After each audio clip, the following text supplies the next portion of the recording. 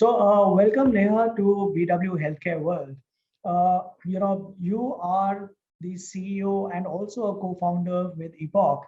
My first question to you is when you started about a decade ago, how did you even think about this? I know this industry has existed in a very unorganized manner and we had old age homes, but how did you choose to get into this industry? What prompted you? What's been your story? Sure. Thank you, Harbinder, and thanks once again for having me here. Wonderful to interact and meet you as always. Very glad we are, picking up this topic because, thankfully, in a way, the silver lining of the pandemic was the focus on elders and geriatrics in this country and also, I think, globally. But in 2012, when we started off, I think it started off very simply when, I met Kabir, who was the founder. And what we really wanted to do was, kind of provide companionship because we hear so much about loneliness and elders, and it is absolutely a legit thing, but it's also much more than that. So we started off as providing companionship and focusing on the social needs and construct of aging, but eventually realized that it's much more than that because India as a economy, as a culture, as as the demographics is also aging rapidly. As although it's still considered a young country, but reality is it's not very difficult to find a 80 or a 90-year-old elder. And the unfortunate part of it is that we don't age actively or healthily enough. So India is one of the most, not advanced, sorry, it's one of the most leading countries where we have chronic conditions, right? So aging in India had started off as only being a government responsibility. It's for destitutes, there are old age homes, etc., or you just need someone to look after my elders, so whether it's a domestic help or a nurse or an attendant. But the field or the science of geriatrics is much more, right? It's everything from aging in your own home to moving to an institutional care to med devices, to better holistic and spiritual resources available and so on. So I would say that the decade has evolved a lot. There's another decade to kind of catch up to with the Western world. I kind of agree with you because there's a dichotomy that while we are considered as a young country, but just the fact that we are a very large population, even a small percentage of old people, it turns into a very large number that we are addressing. This challenge of a large population that needs to be served also requires a very large number of people who are needed to serve them. Yeah. And do you think India is poised or is capable enough to providing quality of life to elderly with not enough trained people to provide that? Yeah, I think very pertinent question, and that's the point which often gets missed. And like I said, it's a lot to do with how we are wired culturally. So elders have never been considered a responsibility of the government, or for that matter, responsibility of the community. It's always been, your parents, and you are the sole person who's responsible for them.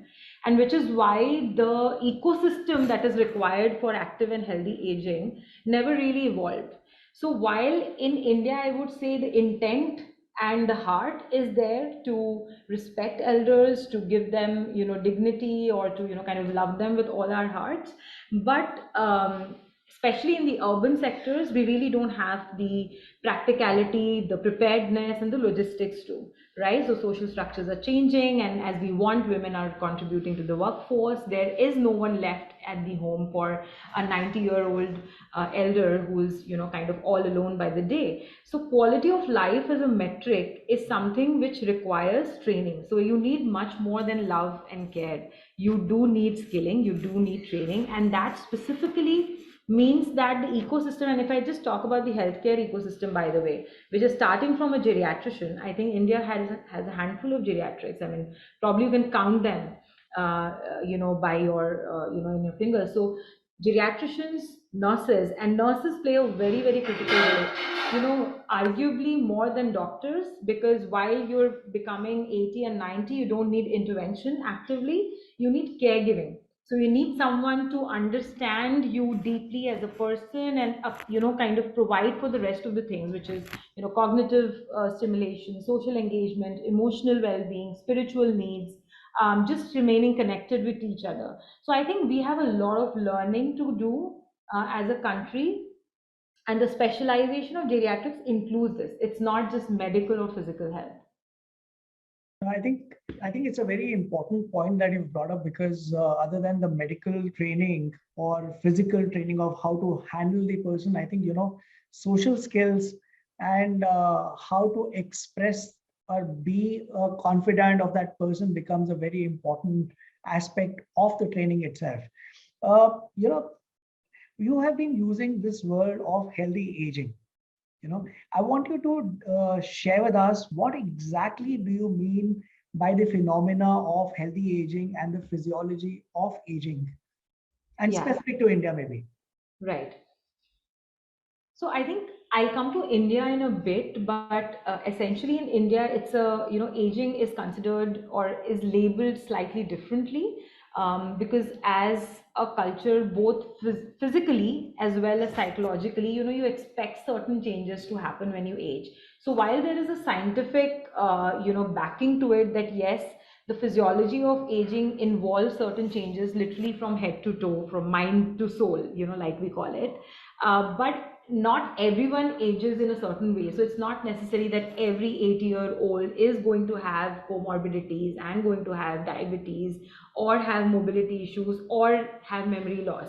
It's a very individual thing. And at the same time, there is a certain, there's a certain physiology that happens at an individual level. So physiology of aging really essentially means that you understand that while your body hits 60, there are certain changes that is bound to happen.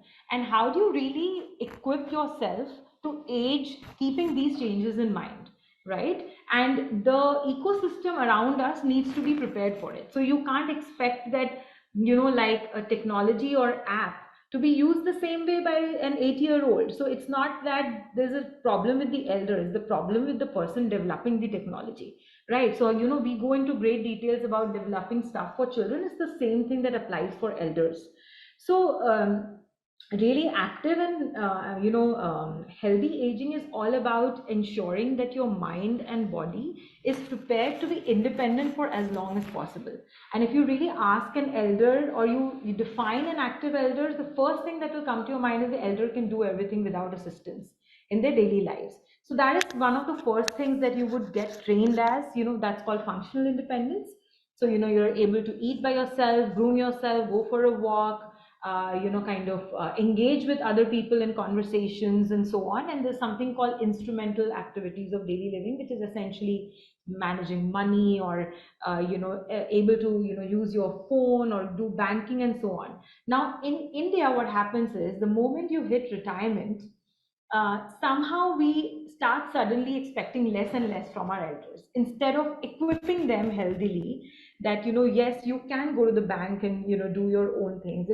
You should learn the new Zoom, and you should learn how to FaceTime. We somehow don't encourage our elders to kind of pick up what they can. So it is in a way a strange confluence where we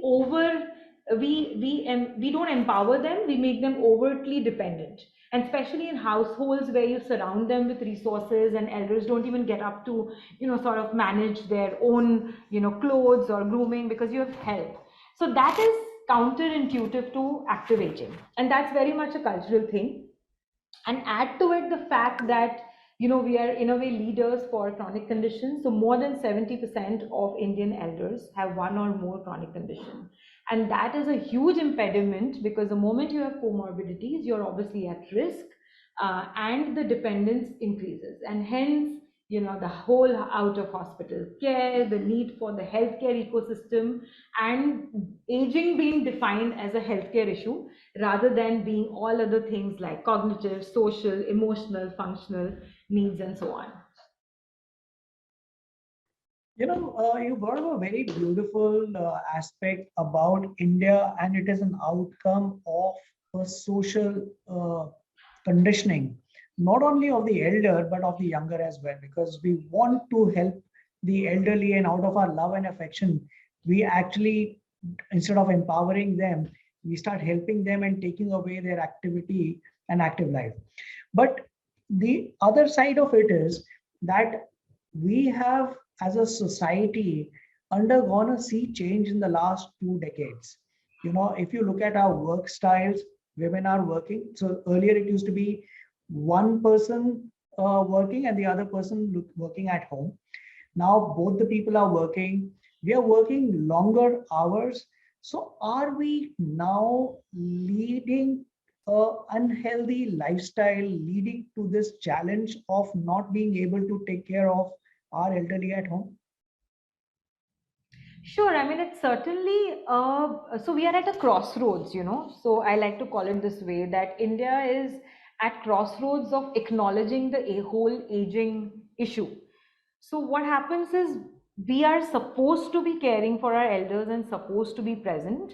But if you really understand how we are supposed to age, it's not with context to people being around. How do you age independently is the baseline. But coming back to your question, the reality is that yes, people, both, you know, the both children or grandchildren or the entire joint family ecosystem is not available anymore. And even if they are, in the current situation post pandemic, they're working, and you know, as you know, you're working from home, you're actually working more. So aging, if you're caring for an elder, then if I ask someone, you know, okay, what are you supposed to do, then what happens is you just basically define it as making sure they have food, making sure medicines are on time, making sure, you know, hospital appointments are taken care of or investigations are taken care of. But that is not what really is active aging. And social engagement is literally like taking a medicine pill every day. There is enough and more research and evidence on whether with impairment or without impairment. So how do you keep the person socially active is a very important part, and it needs time.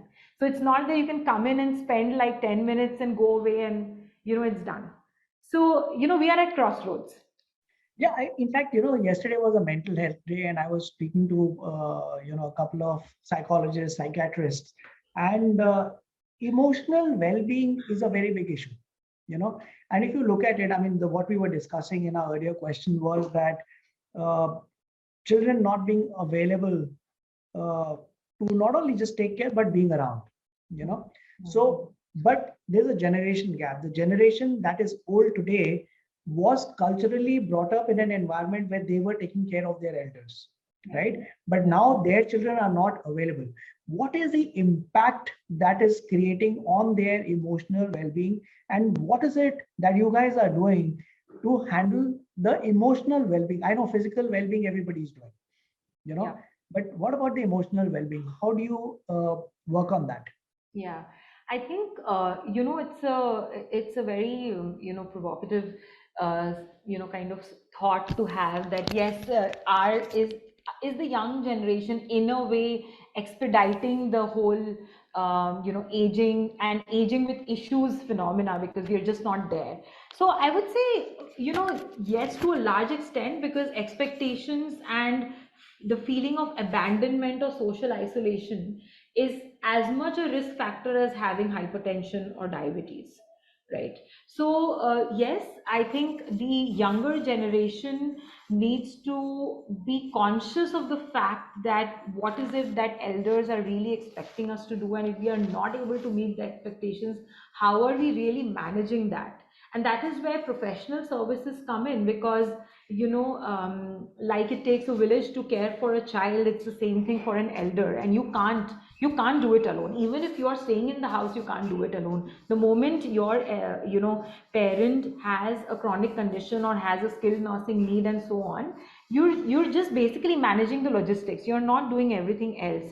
So what I think professional elder care services come in here to plug the gap is to basically take away the pain points and ensure that like Maslow's hierarchy, you're taking care of the base, ensuring that physical health, you know, appointments and you know, medical needs are taken care of.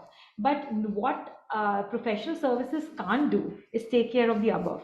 right? So that is where the family needs to come in and say that, okay, I have, in a way, put my parents' care in trusted hands for the things they are specialized in. Now I can sit, spend time, connect with them, and I have the bandwidth to do so.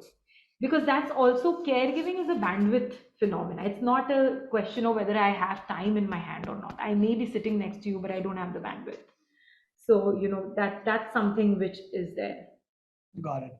So, you know, elder care is a specialized field. I mean, you are yourself trained in the field of dementia, and uh, elder care is also very fragmented. There are old people who need to be taken care of, but they're healthy. There are old people who are sick and they need to be taken care of in a very different way. Similarly, people who are suffering from dementia or Parkinson's need a very different kind of an attention. So, what is it that needs to be done so that there is specific care within the elder care that can be provided? What do you think is happening, and what do you think is a need to be worked on? Yeah. So if I look at the whole demographic of elders, which is 60 to 100, really, and 60 to 100 is a big span. So if there's a 60-year-old coming into our home and there's an 85-year-old, you have already a generation gap within the elder.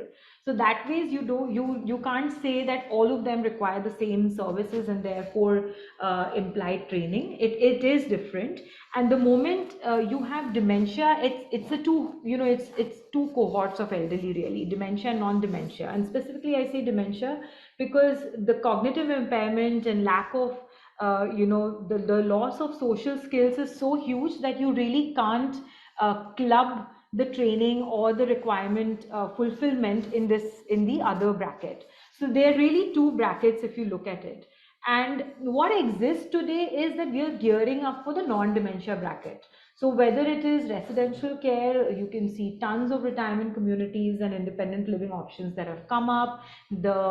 I would say the stigmatization is also going down about moving to an independent retirement community, because it's, the elders now, the 60 and the 70-year-olds now are also elders who don't want to be dependent on children. That's also the fact. If you look at the 50, 60, they're certainly very sure that, okay, we are preparing, that we are independent. So facilitating independence, whether it's in their own home or moving outside, very much exists. I think there's a lot of awareness also about, how do you start preparing to age right from when you're 40-year-old. So those things are happening. The other segment which requires specialized care, and dementia is one of them, but it's also things like, let's say, post-operative care. Now, a lot of people actually ask us for, my 90-year-old grandmom, had a fall, and do you think at this age she should go in for a, knee replacement or a hip replacement or not? Or a cataract, for instance. No, so there are two lenses where, because people don't realize that, you do interventions which will help them preserve quality of life, which is where if you do a good, let's say, a knee replacement surgery or a cataract, it is going to preserve the quality of life because prognosis is very good if you know how to do post-op care. But yes, giving unnecessary antibiotics at a point to prolong life when the person is already bedridden, is perhaps not a great idea.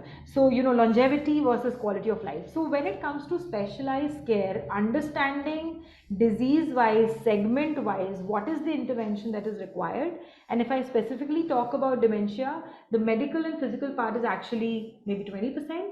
It's 80% is about environment, language, activities, equipping your neighborhood, that if my mom goes out and she's wondering, what do you tell her, equipping the local police station and so on. So, this is the part which needs to happen in the next decade, because we're going to see more and more of these conditions.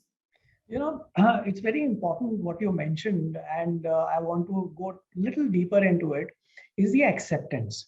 Because acceptance has been an issue because it was a taboo for the children when the elderly went out to stay alone and be on their own. So, the thought of being in a old age home, So you have moved from out of hospital care to providing care at home, versus now where you're providing residential programs. How has the transformation happened in the acceptance among the people who are seeking the services and also their children? Yeah, yeah.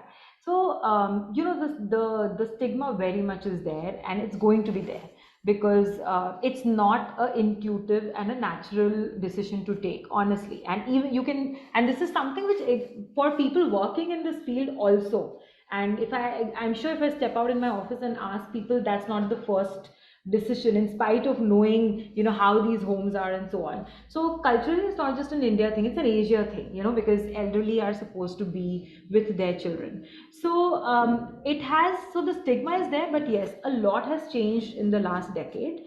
And what has changed is, specifically if I talk about residential care, we go out and we tell people that this is what actually homes look like.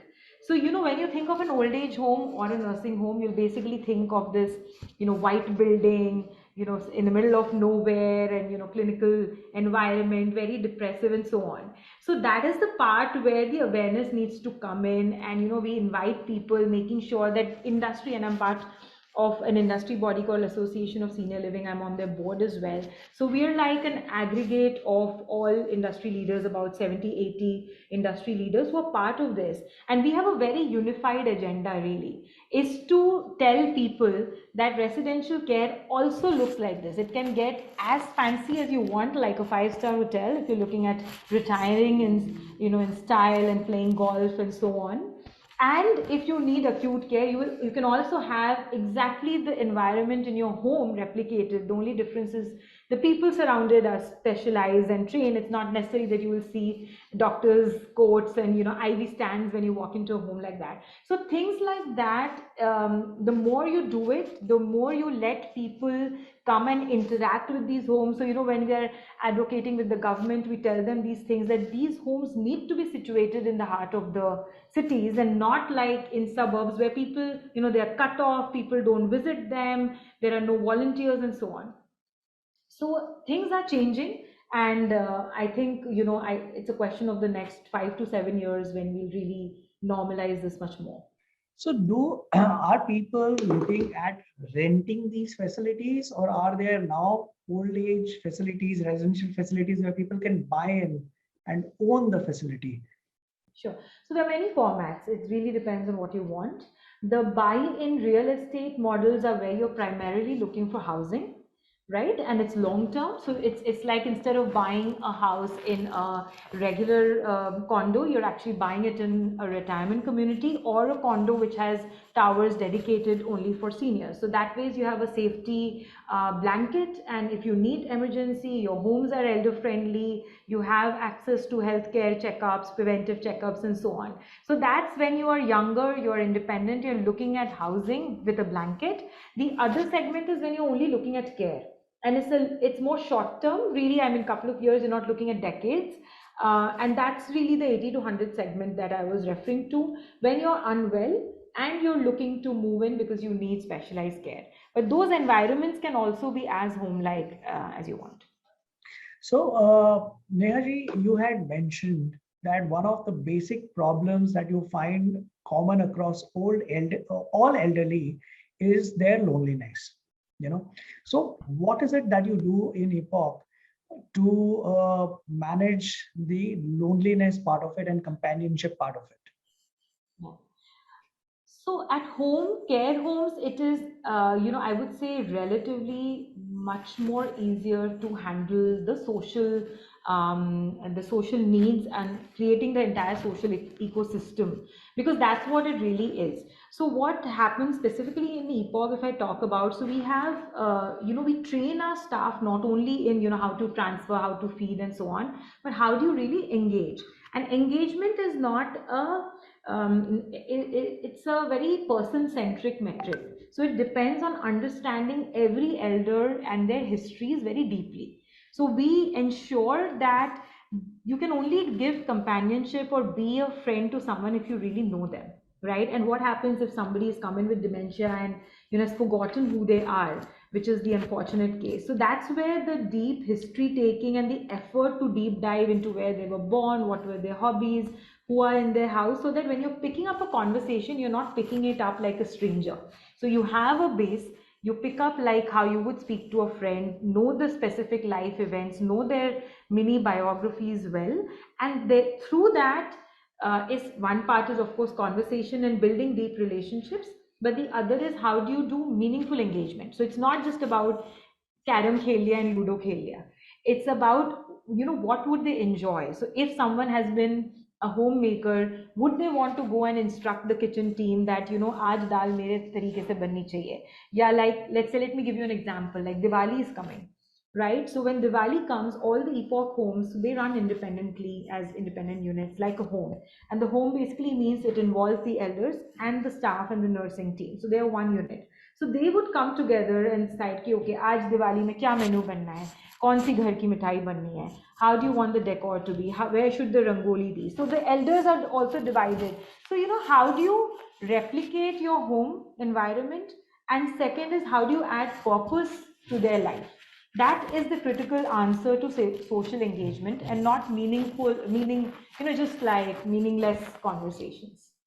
So that's a very so you know what tickles my thought is that when these people are coming in, so they may have preferences. Okay, I want to be in this particular home because this is fancy, this is what I like, and everything. Is there a matching process? Because like you said that you take many biographies, their journeys. Because when you look at companionship, it's about being among the like-minded people, right? So how do you what process do you follow to match these people and put them together in an environment? Yeah, yeah. Um, Actually, it's very helpful. In fact, I would say it's mandated. It should be mandated to do that, because like-mindedness is what you're looking for across age groups, not just elders, right? So yes, so what we do is we do deep, like I said, history taking, and ensure that we understand their background. So let's say there is a cohort of elders who have retired from the defense. So they have obviously a natural affiliation to understanding how things to be. In fact, they like how their food is served. They want to be addressed in a certain way. They want to be dressed at sharp this time. And even if, like, you know, they have dementia, you have to ensure that if they were all right and they were particular about doing it, then it's the responsibility of the staff to ensure they're dressed right at 10 a.m. and sitting and having their breakfast the way they want. So we map them according to, one is of course, like I would say, you know, cognitive skill set currently, because putting dementia and non-dementia is difficult, especially for the ones, for elders who don't have dementia. Then, you know, they kind of feel a little lost in, and the kind of activities you design around the program are very different. So that is one cohort, but other is past histories and backgrounds. So, you know, let's say teachers, for instance. So then when you're doing a happy teachers day, you're ensuring that, you know, all the ex teachers have come together, they're relating, you know, regaling their stories and telling them. So by professions, by cognitive skill set, by location, geographies and cultures.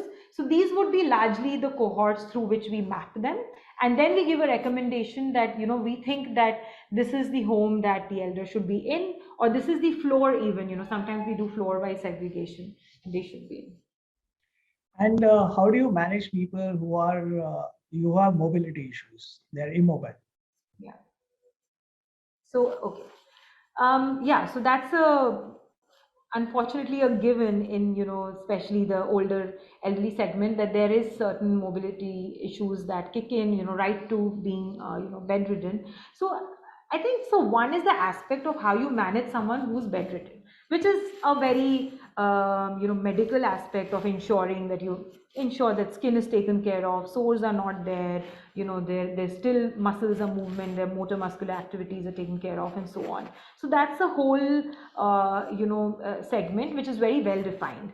But really, if you ask me this question, it is about realizing or acknowledging the fact that the mind is very much there, and how do you take care of their mental and emotional needs while they are completely bedridden. So one of the things that we really push for is normalizing lives irrespective of clinical condition. That's almost like our motto. So yes, you are on a wheelchair and you may have an IV stand, or you may be on a catheter and on a tube feed, but can you go out for a movie? Can we make that happen?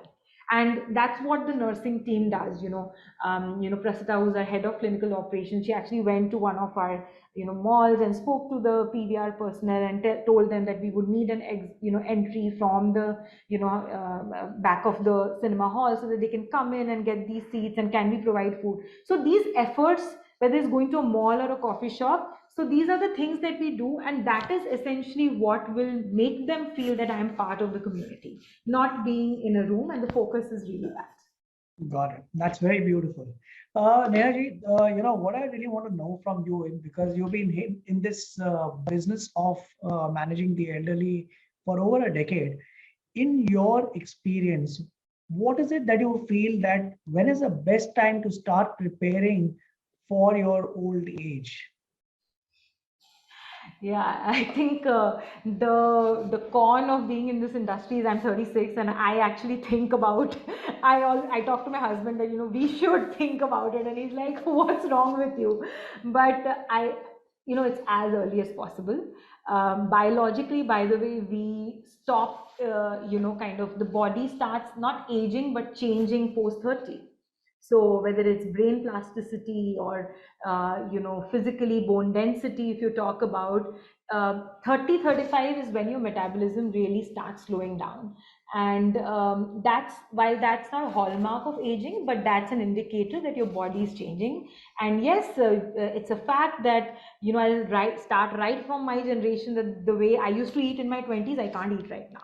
And that's obviously because my body is kind of changing. So similarly, if I take it a little ahead, um, 40s is a good time to be fit, because fitness is an investment. It's an SIP, so it's not going to suddenly give you returns overnight, and it's something which you need to do consistently and for decades.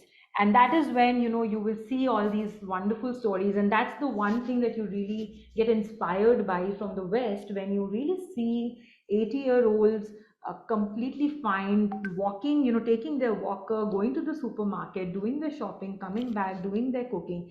All of that is because they've been doing that. So obviously, if we have not done it till we are 60, and suddenly at 60 you're expecting an elder to get up and suddenly be active, it's not possible for them, mentally and physically. So one must prepare, obviously, at the health level, ensuring that you're not, the whole lifestyle thing about sleep and appetite and blood pressure and all the comorbidities, but really about how can you preserve your social network. If I have to pin down one investment, because it becomes more and more difficult to make friends and become part of a community as you age. So that's the most important thing. Okay, I'm going to ask you another very sensitive question. How not you, but how do people uh, should prepare their parents versus the parents preparing their children for moving to an elder care at some point in time? What are the tips of how should they be mentally preparing the other side? Right. The first step is really normalizing it, that it's not abandonment. Moving to an elder care home is not an indicator of love and care for each other.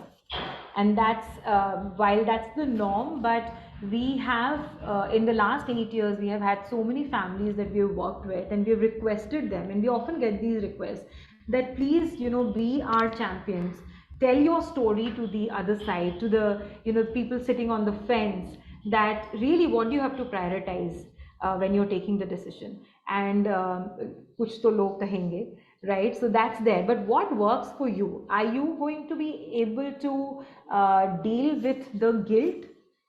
Would you be able to manage that guilt at a personal level? And therefore, yes, it does require counseling, and we do a lot of counseling for families who choose to take the decision. So it's not an affordability concern, it's not an access concern, it's really this: how guilty am I going to be? And that guilt is really addressed only by one thing: when you see the impact of moving to a structured environment. And elder care homes or senior living providers should really be very conscious of this fact, that are you going to change their life for better? Only then you should say yes to the admission. So the first step is, ask yourself, will you add to their quality of life. And if you do, the children will automatically see that their parents are healthier, happier, in much better frames to engage with them.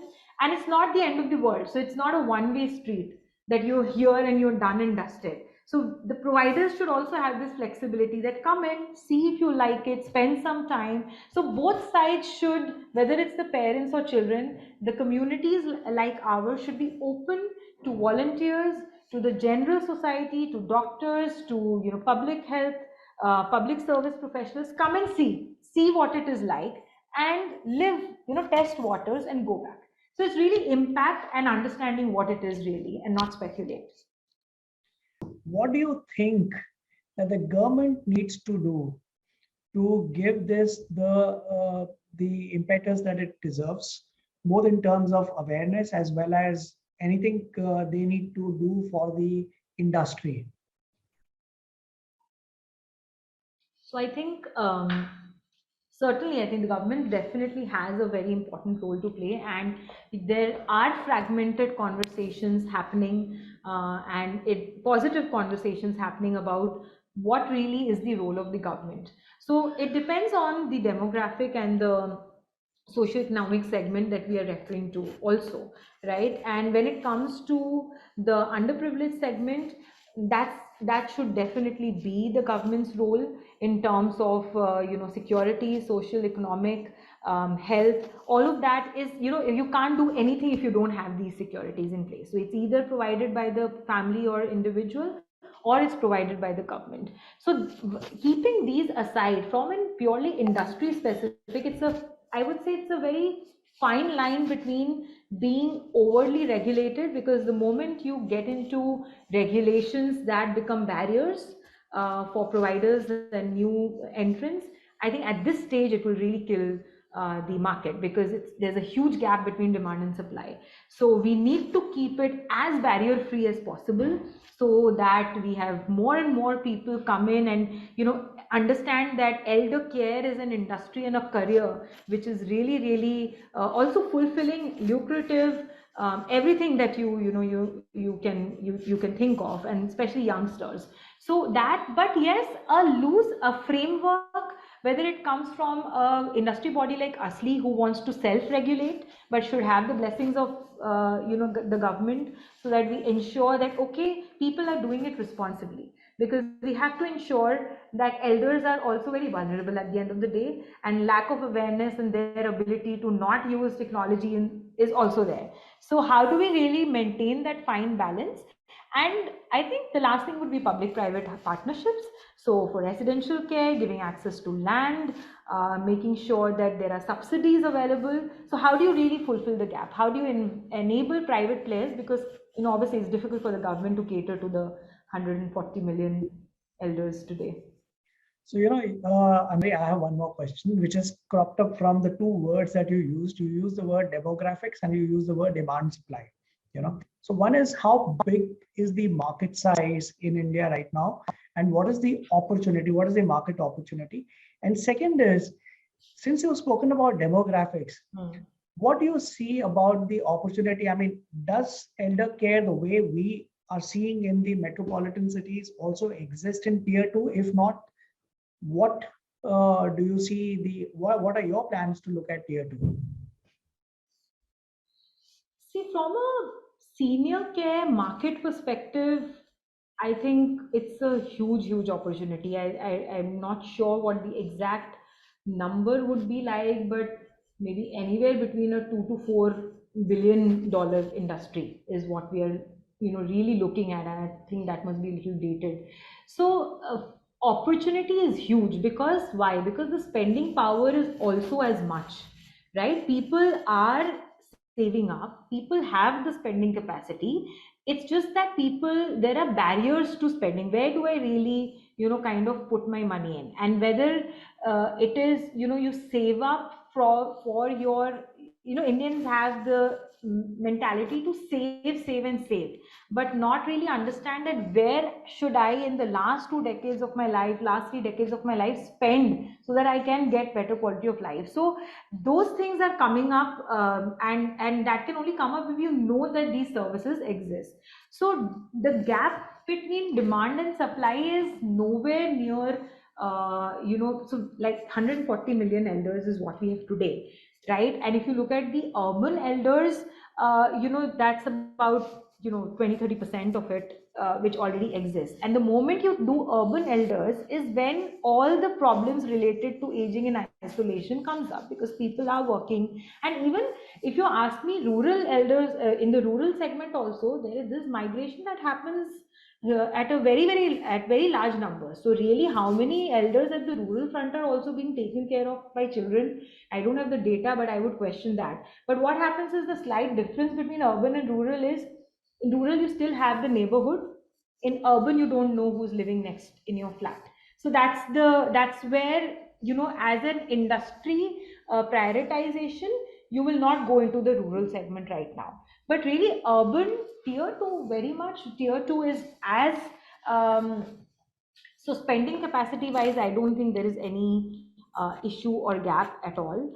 When you look at, all the, especially the, Punjab segment, the South is, as an elder care industry, the South is way more evolved than the North, because you will see many more housing providers, residential care home, at home care providers. There are many much more of them, because people are spending the money over there.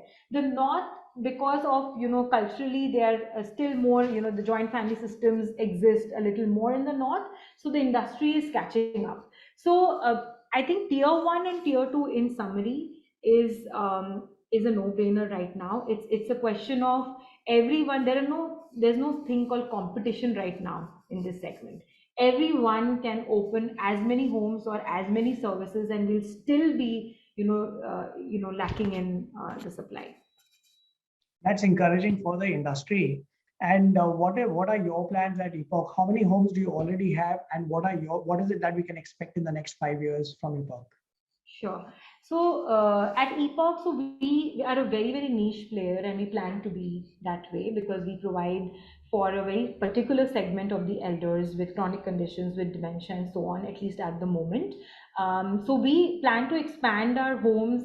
We have small homes, so our model is 15 to 25 roomers in a regular neighborhood, because that is what really makes it actually feel and be perceived like a home. So we plan to open about 6 to 8 homes every year across the country. We are focusing on the north and west to begin with, but eventually go to the east and the south as well. Have more specific dementia care homes, palliative care homes, and post-operative care. So these are the verticals that we plan to focus on, and really continue the same model that we are in. So the last 5 years, probably 1,000, 2,000 elders, in each major country, a major city. Awesome.